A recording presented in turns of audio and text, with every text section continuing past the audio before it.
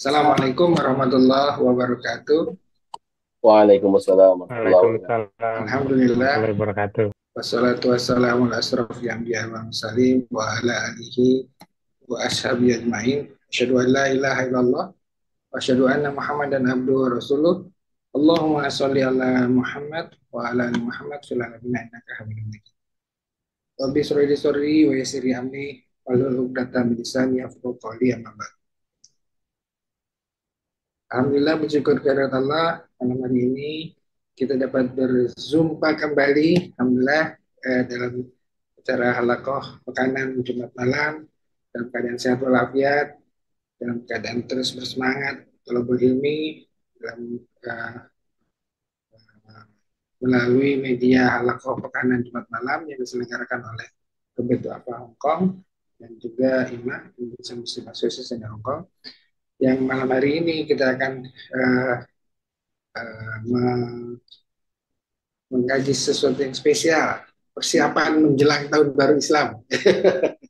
Muhasabah, bagian dari muhasabah.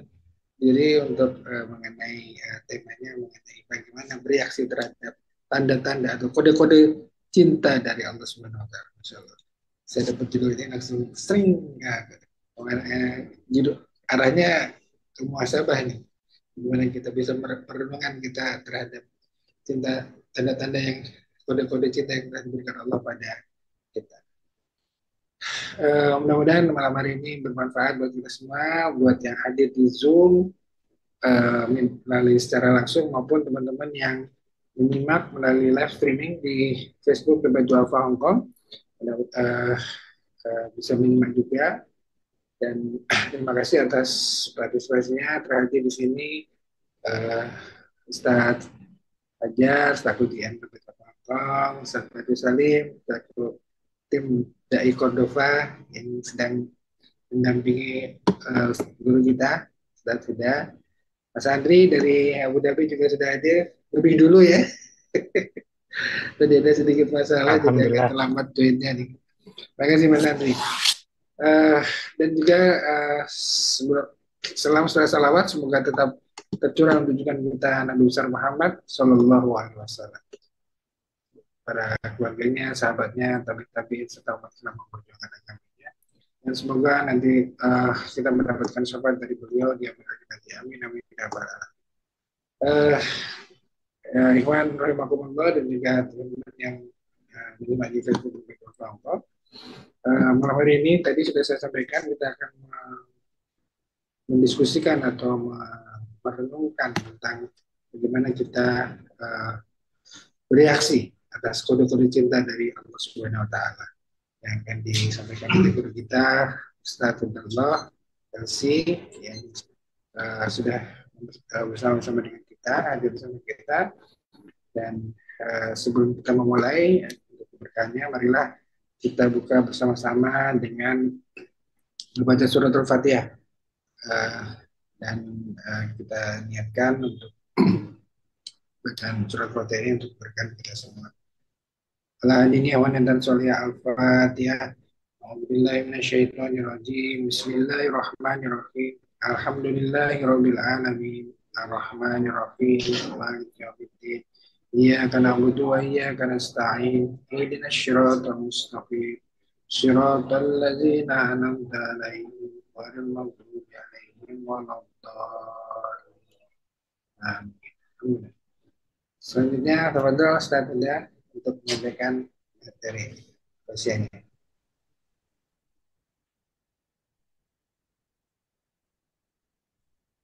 Bismillahirrahmanirrahim. Assalamualaikum warahmatullahi wabarakatuh. Alhamdulillah wassalatu wassalamu ala rasulillahi wa ala alihi wa sahabati wa man wala. Wala hawla wala quwata illa billah.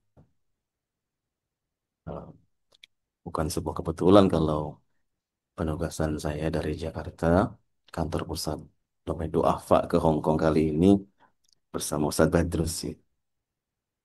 Beliau adalah teman seangkatan sekaligus satu kamar. Jadi saya ingat betul bagaimana beliau gitu ya, berjuang luar biasa gitu ya.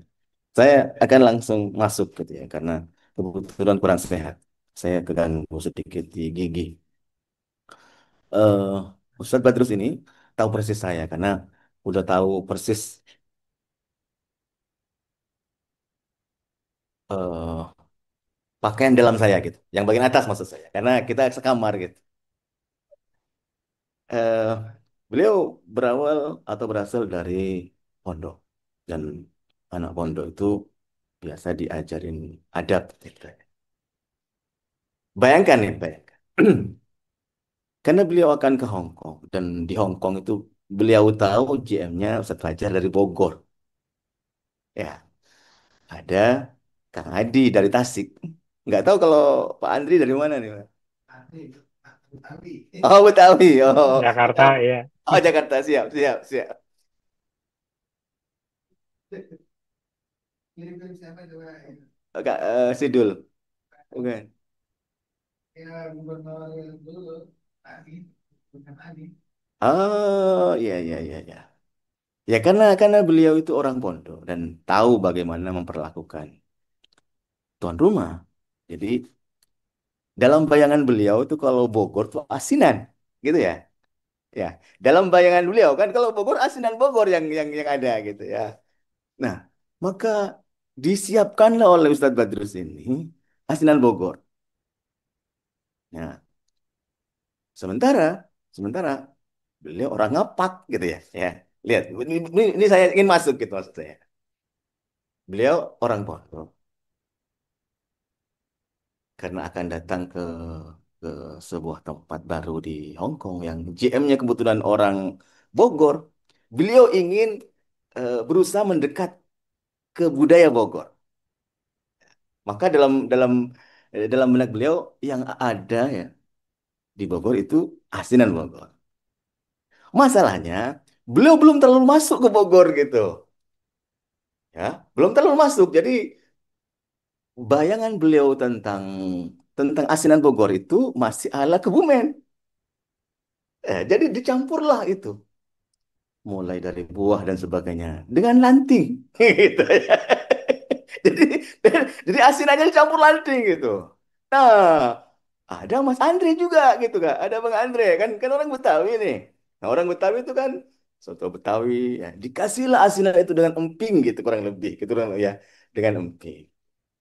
Oh masih enak ya masih enak.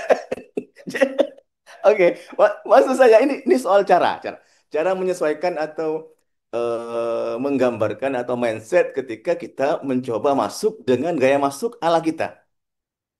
Jadi ala kita jadi belum masuk ke Bogor asli, ya. Pengennya asinan, pengennya hormat pada tuan rumah, dibawalah asinan itu. Nah, beliau tahu eh, Kang Adi itu orang orang Tasik, orang Sunda biasanya suka lalap, maka dicampurlah itu tadi, dicampurlah asinan itu dengan emping. Mungkin ada jeruan kalau di soto Betawi itu. Ya, kikil dan sebagainya dicampur dengan kerak telur gitu ya. Jadi kayak apa nanti? Nah, kebetulan beliau datang lebih dulu dari saya. Oh, ini ada Ustadz Huda ini. Ustadz Huda ini sukunya Madura. Dicampurlah petis sama beliau. Ya, asinan ditambah gado-gado, ditambah ya kan gado-gado itu khasnya orang Jawa Barat, orang Sunda misalkan, ditambah dengan jeroan atau apa yang menjadi kekhasan kerak telur misalkan orang Betawi. Karena ingin menghormati saya orang orang Madura, dicampurlah sama petis sama beliau. Supaya bergizi dicampur susu, supaya nanti tidak kena sakit gigi atau mungkin supaya dia bagus vitamin C-nya, dikasih nutrisari. Versi versi Ustadz Radus ini kan ini pendekatan dari saya. Kira-kira dengan modal modal husnuzon, pengen, kan siapa yang tidak tahu fungsi fungsi susu, fungsi karedok, fungsi dari soto Betawi, fungsi untuk kemudian dicampurkan dengan asinan yang awalnya memang untuk Ustadz Fajar yang General Manager di Dewan The Duafa Hong Kong. Kira-kira nantinya ketika semua campuran itu jadikan satu, rasa rasa asinan Bogornya kayak apa kira-kira? Jadi eh, kita sempat bahas tentang kebesaran Allah Subhanahu wa taala di ayat pertama surat Al-Kautsar itu. Bahwa Allah datang ini nggak tangan kosong. Allah datang dengan mengatakan inna. Bisa saja Allah katakan ini atau ana. Nah, Allah katakan inna. Pakai nun taukid kalau di pondok. Jadi pakai gaya kebesaran, pakai gaya keagungan, pakai gaya bahwa Allah itu mampu. Nah, karena saya sempat tahu tentang Typhoon ini di media sosial sebelum saya ke Hong Kong. Gambaran tentang Typhoon tuh menakutkan. Jadi kan gambaran di Indonesia gambarannya kan awan dekat dengan pusat-pusat perbelanjaan. Pokoknya kayak kota mati saya lihatnya. Di video ya, di video. Bahkan bukan ditakut-takutin. Saya dapatkan banyak sekali informasi tentang peringatan T8 itu di hari Sabtu dan hari Ahad. Saya sempat dengar sih gemuruhnya pagi-pagi karena tidak biasa aja kaget-kaget. Tapi yang aneh adalah ketika peringatan demi peringatan dari lembaga yang dianggap mumpuni dibilang BMKG mungkin kalau untuk di Indonesia gitu, akhirnya malah hujan yang turun. Saya yang sudah deg-degan mau membaca semua mantra yang saya tahu gitu, baik dari kampus maupun dari orang-orang yang saya anggap guru, ternyata ketika sampai di Yunlo malah hujan. Jadi pembahasan yang awalnya tentang taifun berubah menjadi hujan sebagai rahmat Allah Subhanahu wa taala. Yang saya maksud adalah ketika cara kita memperlakukan Allah yang datang dengan inna, dengan semua kebesarannya, dengan semua keagungannya, dengan semua nikmatnya, yang mampu merubah T8 2 hari itu menjadi tidak ada T sama sekali. Bahkan akhirnya peringatan-peringatan tentang Taifun itu dicopot, bahkan di gedung Dompet Duafa, kantor Dompet Duafa ya. Jadi kemudian saya mengatakan, ini nggak bisa kalau pendekatannya pendekatan pakai pendekatan asinan bom. Jadi yang paling tahu tentang asinan Bogor itu ya orang Bogor. Yang paling tahu tentang bagaimana adat istiadat orang Kebumen ya orang Kebumen. Nah, yang paling tahu kekhasan atau ciri atau budaya orang Madura ya mereka yang terjun langsung atau yang asli Madura. Termasuk berinteraksi dengan Allah Subhanahu wa taala. 2 hari ini, hari Sabtu dan Ahad kemarin tuh saya jadi saksi. Betapa begitu mudahnya Allah Subhanahu wa taala itu merubah ketakutan menjadi kegembiraan. Jadi yang ditakuti berupa angin, kota mati, rebutan di pasar karena desak-desakan ngambil persediaan gitu. Akhirnya menjadi kegembiraan lah. Dan teman-teman itu malah ya sedikit hujan-hujanan gitu ya. Ketawa-ketawa gitu maksud saya. Jadi ketakutan itu berubah menjadi keceriaan. Maksud saya, ketika Allah sudah mengatakan bahwa inna a'tainakal kautsar wahai Muhammad, sesungguhnya aku telah di situ bahasanya karena pakai fi'il madhi ya. Sementara kalau menurut eh, historis dari turunnya ayat itu yang oleh sebagian ulama dikatakan 2 kali, itu kan belum kejadian.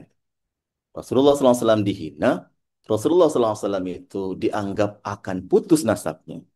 Rasulullah SAW akan dilupakan namanya tuh, di Mekah ketika 2 putra beliau eh, wafat, kemudian di Madinah ketika putra beliau yang ketiga juga wafat. Sampai kemudian para mufassir mengatakan ini turun 2 kali. Jadi Allah sampaikan, tidak. Inna a'tainakal kautsar sesungguhnya kami kata Allah. Padahal Allah itu satu gitu ya. Tauhid. A'tainakal kautsar. Aku akan beri kamu. Beri kenikmatan, backup, cara untuk membuat semua tuduhan kaum musyrikin Quraisy itu tak terbukti. Fakta, sebelum orang-orang ini wafat itu, justru anak-anak mereka yang menjadi kebanggaan karena mereka bangga dengan anak laki-laki itu masuk ke barisan Kanjeng Nabi Muhammad SAW. Orang Arab itu kan berbangga kalau anaknya laki. Karena dalam kebiasaan mereka, anak laki-laki itu yang akan membawa nasab. Jadi nama itu akan diteruskan oleh keturunan mereka yang laki-laki. Kanjeng Nabi kita Muhammad SAW itu anaknya yang laki-laki wafat. Yang perempuan juga wafat, yang tersisa cuma Fatimah Az-Zahra. Tapi faktanya malah hingga detik ini dari turun yang bukan laki, dari turun yang perempuan itu dari Fatimah, justru nasab kanjeng Nabi Muhammad SAW terjaga. Nama beliau disandingkan dengan syahadat kepada Allah Subhanahu wa taala syahadat tauhid. Nama beliau muncul dalam salawat dibaca ketika salat dan siapa yang berselawat kepada beliau, Allah akan berselawat kepadanya 10 kali. Nah, dengan semua backup, dengan semua bukti, saya mau sedikit eh, ngasih contoh betapa Allah itu nggak zalim. Allah itu siapkan.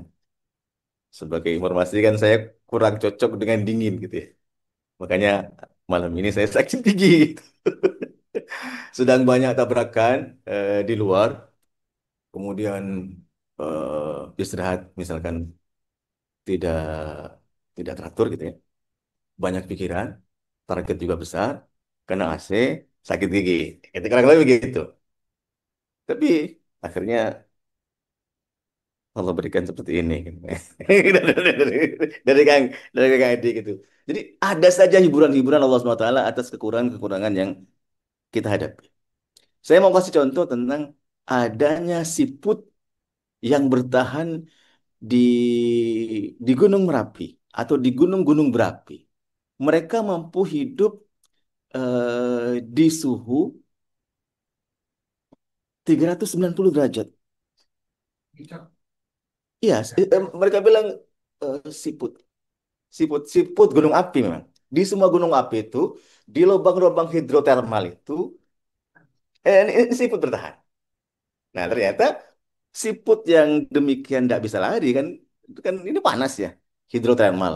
Lubang-lubang menganga, lubang-lubang jalan lava itu, lubang-lubang sangat-sangat panas itu, eh, justru dihuni oleh sebuah makhluk yang telah Allah siapkan dengan mereka bilang cangkang besi cangkang besi apa namanya tadi? Artinya dengan cangkang ini dia mampu hidup di kondisi suhu 390 derajat. Siput ya. Nggak bisa lari, sementara kita lari aja masih kena itu wedus gembel misalkan. Jadi eh ini A'tainakal Kautsar itu seakan ingin mengajarkan bahwa nggak usah ragu lah atas semua persoalan yang kita hadapi, atas semua tantangan yang kita rasakan. Allah sisipkan daya tahan. Allah sisipkan solusi gitu. Allah sisipkan backup sebenarnya. Cuman tadi karena kita kadang-kadang frekuensinya tak sama gitu. Frekuensinya mirip dengan asinan Bogor tadi. Kita ngira Allah dengan yang kita kira. Gitu maksudnya. Dengan semua suhu yang Allah atur. Dengan semua ketepatan waktu yang Allah rencanakan. Dengan semua solusi dan backup-backup Allah itu yang sudah Allah kasih sebenarnya, kita masih mengira Allah Subhanahu wa taala dengan yang kita kira. Akhirnya karena tadi Ustadz Badrus itu bawanya asinan yang awalnya itu untuk GMDD Hong Kong, niatnya niatnya pengen ngasih asinan Bogor. Tapi karena mindsetnya masih mindset Kebumen, masih ngormatin saya karena saya dari Madura, misalkan, pakai petis. Karena pengen sehat dikasih susu, pengen tidak kekurangan vitamin C dikasih nutrisari, maaf saya bukan endorse. Akhirnya rasanya mau dicampur-campur. Setelah campuran-campuran itu, asinan yang sudah dikasih petis, dikasih susu, karena ada orang Padang juga mungkin di sini dikasih balado misalkan. Kira-kira kemakan nggak di kantor dompet apa? Tidak. Maka kemudian, yang ini saya katakan untuk malam ini adalah ayat kedua dari Al-Kautsar ini. Fasalli li rabbika wanhar. Jadi, atas semua nikmat Allah Subhanahu wa taala itu yang demikian rupa, sedemikian rupa gitu hebatnya. Mestinya kan setelah kita dikasih, setelah kita dibela, setelah kita diselamatkan, setelah kita dikasih solusi dengan semua ketepatan suhu, dengan semua ketepatan penempatan kita di Hong Kong misalkan. Karena kalau kalau kita mau pikir sedikit, tidak bergeser ke kanan, tidak bergeser ke kiri, kita tepat sebagaimana yang Allah rencanakan. Tidak berkurang, tidak berlebih. Ya. Mestinya ketika kita dikasih sesuatu, kita bersyukur dong. Kan gitu. Nah, tapi Allah katakan, "Fasalli."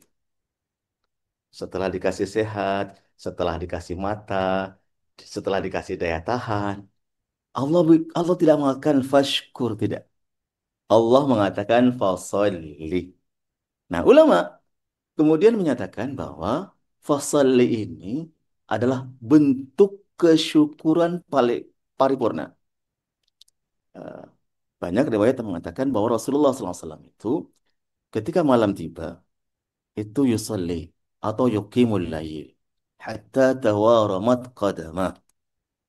Gambaran tentang qiyamul lail Rasulullah SAW itu beliau sampai bengkak-bengkak. Enggak kayak saya dan Ustaz Badrus tidur terus gitu ya. Sampai bengkak-bengkak, bengkak-bengkak kakinya. Kemudian Ummul Mukminin mengatakan, "Ya Rasulullah, afala qad ghafarallahu laka ma taqaddama min dzaka wa ma ta'akhkhar?" Bukankah Allah telah ampuni dosamu ya Rasulullah yang lalu maupun yang akan datang? Apa jawaban Rasulullah SAW? Afala akuna abdan syakura. Apa enggak boleh aku menjadi hamba yang bersyukur? Nah, kata pemafsir mengatakan, dari hadis ini terlihat bahwa salat itu adalah puncak dari kesyukuran. Karena syukur itu ada tiga. Ya, alhamdulillah, oke lah. Dikasih asinan Bogor tadi. Ya, minimal, alhamdulillah, terima kasih. Nah, itu tanda kesyukuran lisan, kata ulama. Dan lisan ini tidak cukup.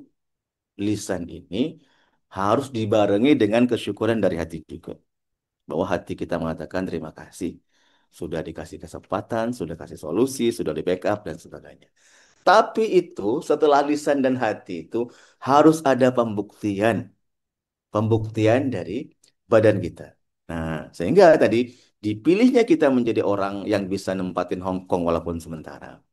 Diselamatkannya kita dari typhoon, ya, tidak sebagaimana typhoon-typhoon sebelumnya. Ditempatkannya kita di tempat yang kita impikan sejak kita kecil.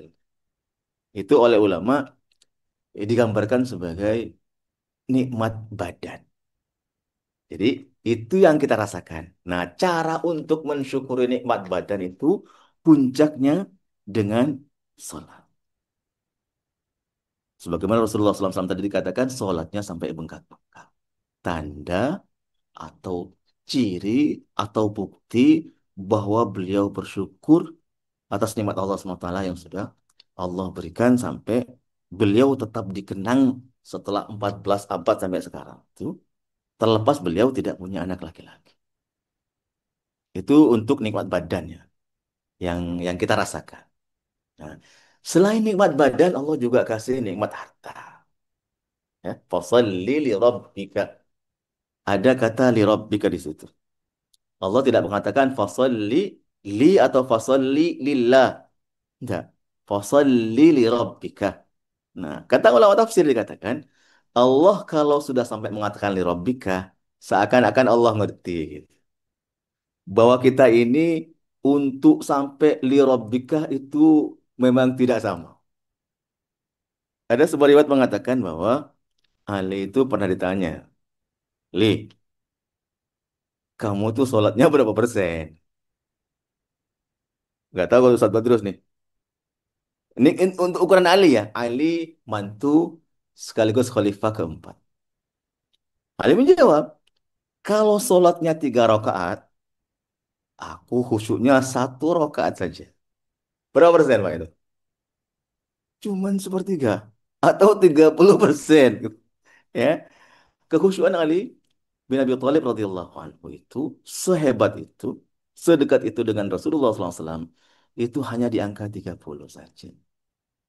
Jadi kalau kemudian kita menemukan kunci yang kelupaan itu pas salat, atau hilang di mana kita menempatkan uang yang kesingsal itu di salat, ya memang begitu. Ya, fasholli li rabbika. Jadi Allah sangat tahu bahwa kita ini justru digodanya oleh setan. Jadi kenapa banyak orang akhirnya sujud sahwi? Lupa rokaat, lupa gerakan. Karena dia sedang ingin jadi baik. Justru ketika kita ingin baik, itu yang kita akan digoda sehebat-hebatnya oleh musuh kita, setan, laknatullah. Lirabbika. Jadi difahami kalau kita tidak khusyuk. Sekali beralih cuma 30%. Itu nikmat badan. Nah, begitu mestinya.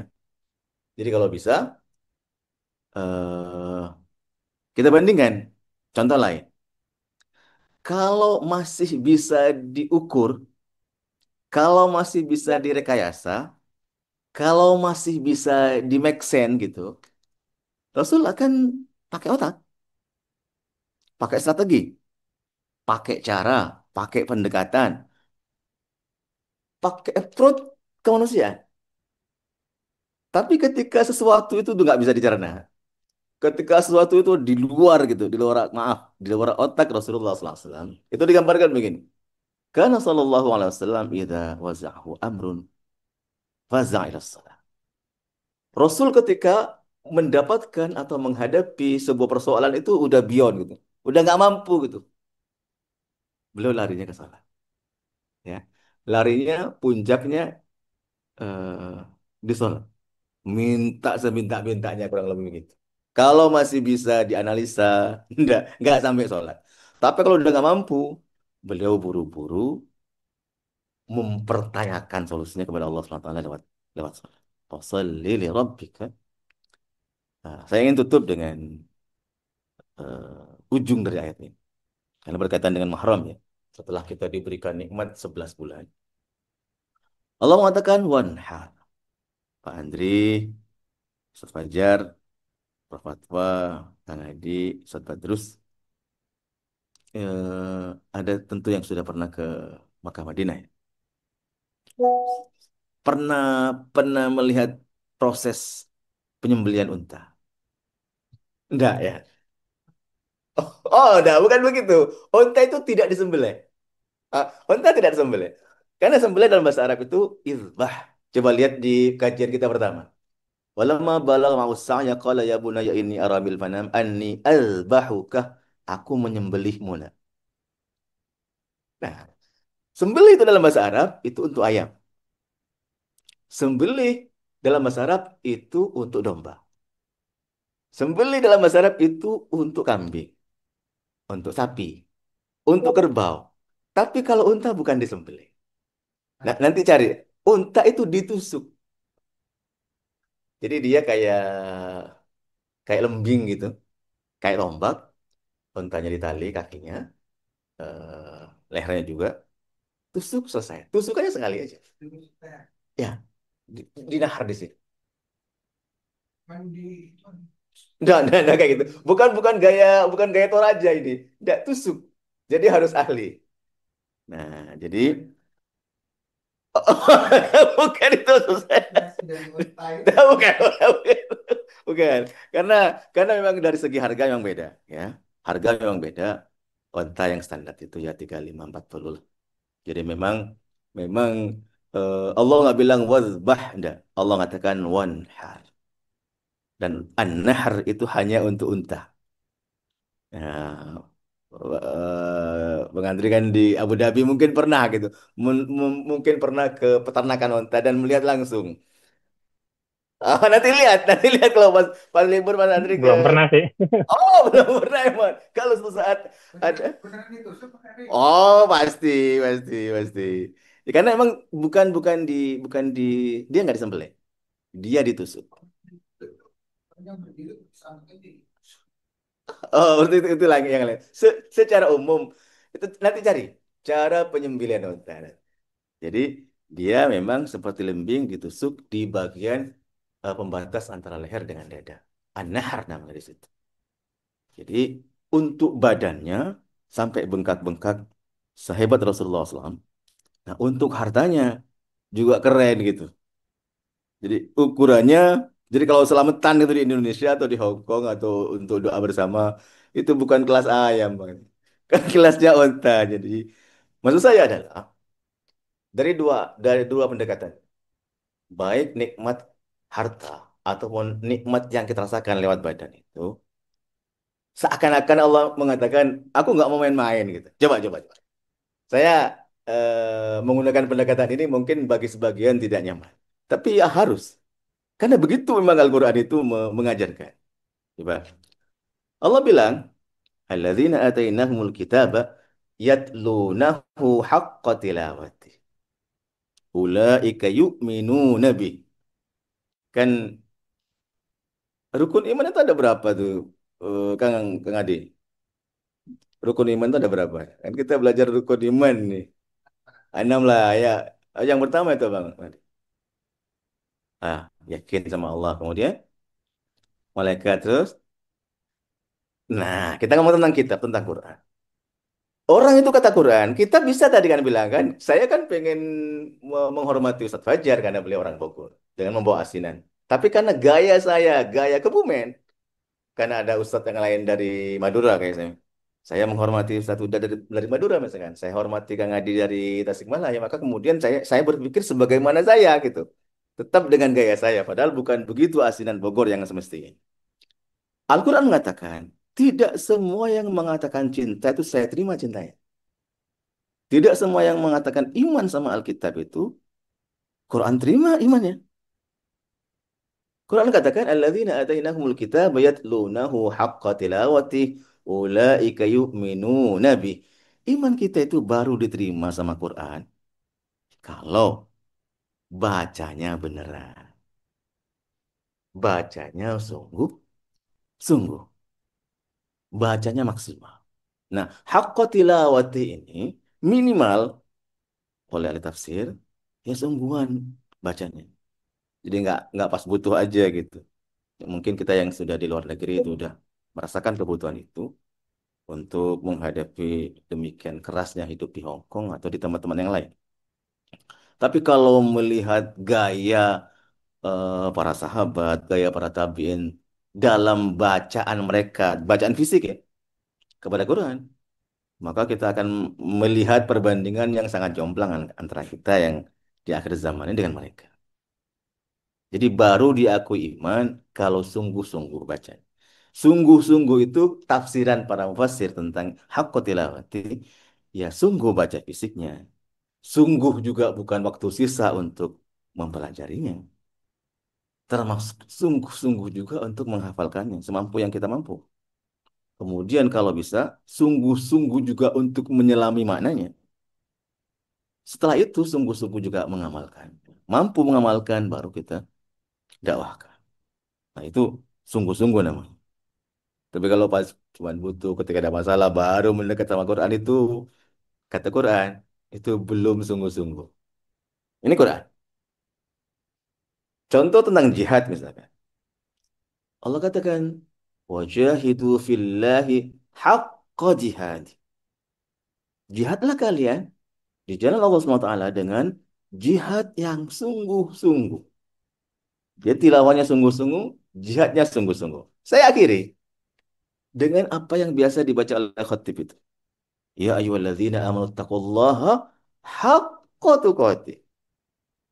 Takwalah pada Allah SWT itu dengan takwa yang sungguh-sungguh, takwa yang maksimal. Takwa beneran gitu.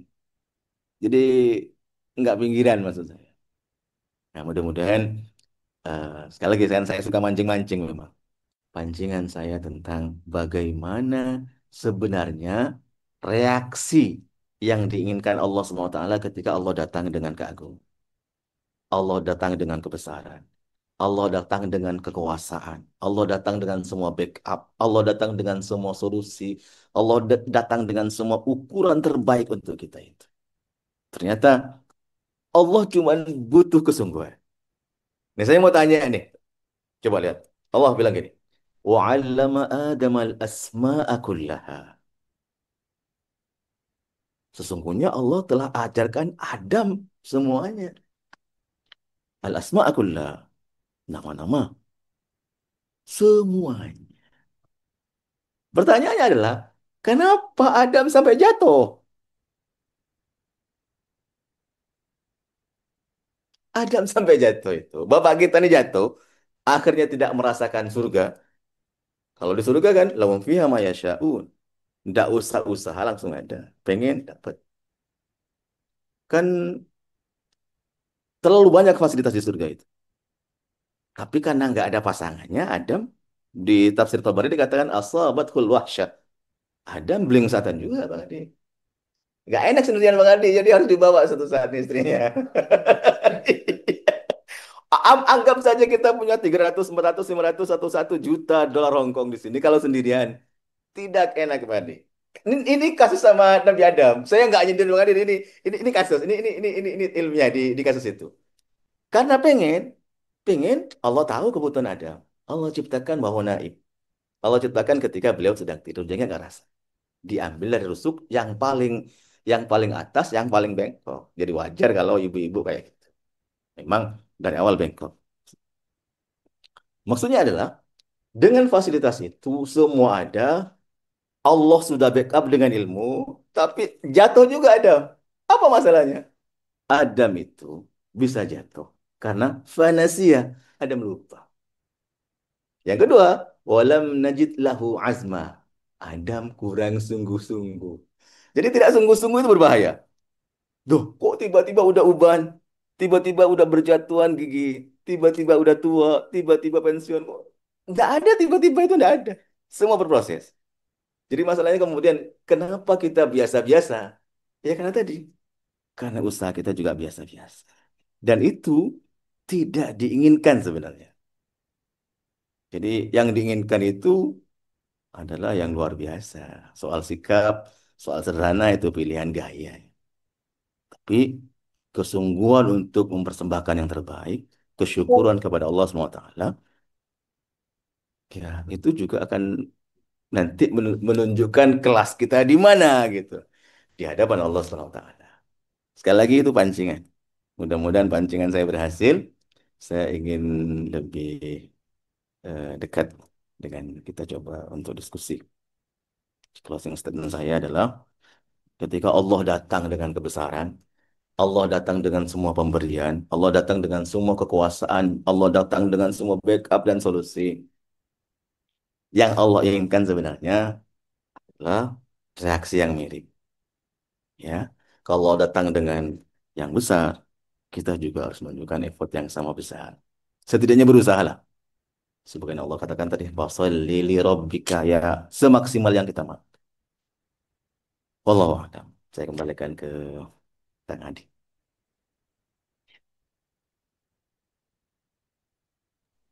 Iya, iya, iya. Tapi belum Oke. ini deh, ya. Gantian ya. Volume ya.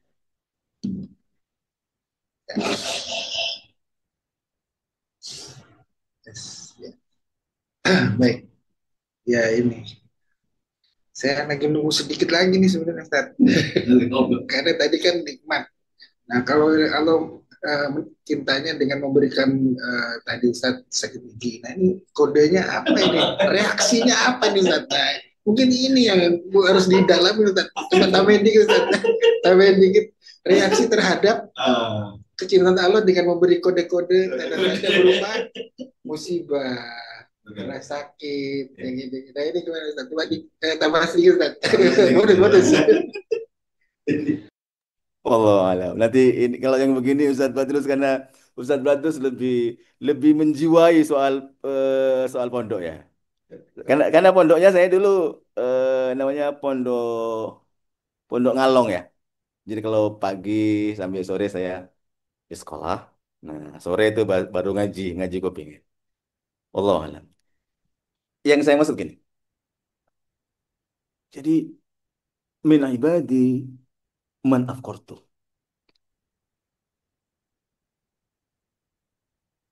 Lau aghlaituhu afsadtu dinahu. Wa min ibadi man aghlaitu. Fa in aftartuhu afsadtu dinahu. Jadi pertimbangan adanya musibah, adanya nikmat, plus minus ini, tujuan Allah itu untuk menjaga din. Jadi ketika seseorang itu tidak bisa kembali dengan kesehatan, Allah akan uji dengan kesulitan, dengan kesakitan. Jadi ada orang-orang memang yang sengaja jungkir balik dia, investasi dia di mana-mana, belajar dia misalkan, belajar kripto, belajar ini, belajar itu, dan sebagainya. Tapi nggak kaya-kaya. Jadi ada orang-orang yang Allah begitu kan gitu. Soalnya nanti kalau dia kaya bahaya. Yang dibahayakan adalah agamanya Allah jaga. Bentuk rahman Allah SWT.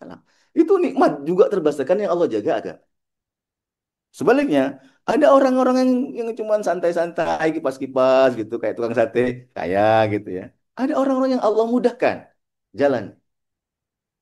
Sebagian PMI cuma setahun, pulang kaya dapat usaha. Sebagian yang lain sudah berpuluh-puluh tahun nggak pulang-pulang dari Hong Kong dan tetap nggak kaya-kaya gitu. Pertimbangan Allah SWT, ini Allah kasih bocoran tadi. Itu afsad dina. Jadi memang Allah jaga agamanya. Soalnya nanti kalau dia kaya, sombong dia. Kalau dia kaya, zalim dia. Dia kaya, merajalela. Jadi ketika orang diberi sehat, dia nggak ingat, gitu ya. Allah kasih sakit supaya dia tahu rasa kamu punya Tuhan gitu. Kamu punya zat untuk kembali. Jadi semuanya ujungnya tetap inna a'tayna. Allah telah berikan sedemikian banyak kode. Oh kamu ini hambaku.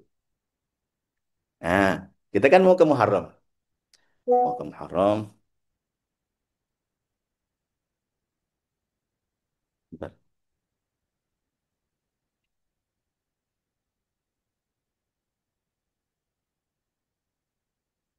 Eh, tentu kita sudah punya prasasti ya untuk setahun yang akan datang. Gitu. Udah ada deklarasi ya, tentang visi misi setahun ke depan seperti apa gitu ya. Itu sangat dianjurkan karena kita memang harus berencana karena kalau kita nggak berencana berarti kita akan merencanakan kegagalan pasti. Cuman pada ujungnya dengan semua keberhasilan, dengan semua rencana, dengan semua semangat itu pada ujungnya kita harus yakin bahwa ada Allah yang paling menentukan. Ada Allah yang pada akhirnya menjadi penentu apakah kita bahagia atau sengsara, sakit atau sehat. Tetapkah itu? Waladhiqannahum minal azabil adna dunal azabil akbar la'allahum yarji'un. Coba kita balik. Rata itu. Balik. Gak bisa dikasih sakit. Sakit dia sabar. Disembuhkan. Misalkan Nabi Ayub. Ini masani dhurru. Kalau bahasa-bahasa terjemahnya itu. Ya cuman colek. Bahasanya Nabi Ayub kayak gitu. Ya gimana mau diuji dengan sakit kayak apa lagi kalau menghadapi kesakitan kayak gitu dengan semua kerugian harta, kerugian anak. Dia cuma bilang, ya cuman lecet-lecet kok. Wa anta arhamur rahimin. Tetap mengagungkan Allah. Tetap mengatakan Allah masih sangat sayang dengan semua sakitnya. Nah, model kayak gini nggak bisa dikasih sakit. Akhirnya disembuhkan. Jadi kalau akhirnya kayak saya sakit gigi, berarti selama ini, selama 20 hari saya di Hong Kong, terlalu terlena karena masakannya enak. Di sana. Orangnya baik-baik, orangnya pinter-pinter gitu. Akhirnya, oh nggak bisa nih, diterusin 20 hari. Yang tersisanya harus sakit gitu kurang lebih. Ini bahasa sederhananya. Jadi tetap inna. Allah katakan, ada aku loh. Ada aku yang membuat semua garis hidupmu ini tetap pengennya itu tetap kembali. Karena kita ini kan kampungnya di akhirat. Diciptakannya di akhirat, ada di surga gitu. Jadi kalau nanti ke neraka, kita ini tetap durhaka sama ayah kita. Sama Adam alaihissalam. Jadi anak durhaka kalau sampai nggak masuk surga. Artinya, durhaka kita sama ayah kita. Adam alaihissalam kalau sampai kita nyimpang dari jalannya. Nabi Adam cuma salah sekali itu. Cuman gara-gara nggak sungguh-sungguh jatuh. Setelah itu fataba alaihi. Fatalaqa Adam min rabbi kalimatin fataba alaihi. Sekali loh. Sampai segitu hukumannya. Lalu kita ini bukan sekali berkali-kali gitu. Mudah-mudahan sentilan saya berhasil gitu. Dan bisa ditambahkan oleh Ustadz yang lain, Ustadz Badrus terutama karena Kang Aldi tadi urusan kesakitan kan kalau dilihat ukuran makanan beliau separoh itu. Jadi kalau di shelter itu orang udah tahu kopinya lain. Kalau saya penuh, kalau Ustadz Badrus seperempat. Makan di luar misalkan sama siapapun. Saya habis. Ustadz Badrus bawa pulang. Wah, cukup waktunya. Jadi beliau sungguh-sungguh itu. Sungguh-sungguh eh, me- em, bukan menikmati penderitaan tapi memaknai yang namanya tirakat, memaknai yang namanya eh, apa yang ukur. Kalau saya pertimbangannya mubazir, kalau nggak dimakan mubazir ini gimana? Jadi akhirnya segemuk ini gitu. Jadi semua dengan pertimbangannya. Tapi kembali pada akhirnya Allah itu pengen kita balik. Allah itu pengen kita serius untuk balik ke kampung halaman. Allah pengen kita serius untuk berbakti sama ayah kita Adam alaihissalam. Wallahu a'lam. Baik, terima kasih. Baik, alhamdulillah. Eh, Masih kurang mungkin ada Nah, terlalu banyak sama bibir. Ya, ini karena berhadap-hadapan jadi ada, perlu disuning sedikit. Alhamdulillah, sudah disampaikan tadi ada dapat bonus sedikit tambahan buat teman-teman yang di Facebook khususnya karena nggak bisa lanjut nanti saya bakal lanjut nih tapi teman-teman yang di Facebook demikian tadi sudah disampaikan bagaimana kita bereaksi terhadap cinta kepada Allah berdasarkan surat Al-Kausar inna atau Al-Kausar Rasulullah inna saniaka wa dan saya sudah lihat tadi di YouTube yang An-Nahar itu benar. Serem banget Ustaz. bukan disembel ya. Gak disembelih, ditusuk dulu langsung. Ya itulah. Baik, intinya tapi yang saya tangkap Ustaz, jadi bereaksi terhadap cinta Allah, lalu memberikan bahasa cinta, menunjukkan cintanya kepada kita itu dengan berupa nikmat dan kadang-kadang dengan berupa bala juga, dengan berupa ujian-ujian, kesakitan dan sebagainya. Eh, tapi kita yang penting bagaimana kita berhusnudzon pada pada semua yang Allah berikan pada kita, yang ditakdirkan pada kita. Karena kalau kita mendapatkan nikmat kita bersyukur, kalau kita mendapatkan ujian kita bersabar. Karena uh, Allah pasti sayang kepada kita. Kita yakin bahwa Allah cinta pada kita, pada makhluknya, ciptaannya. Tidak akan uh, zat yang mencintai kita akan menjerumuskan kita. Justru dengan berbagai nikmat dan juga ujian yang diberikan pada kita itu merupakan uh, tanda atau kode-kode kecintaan Allah pada makhluknya.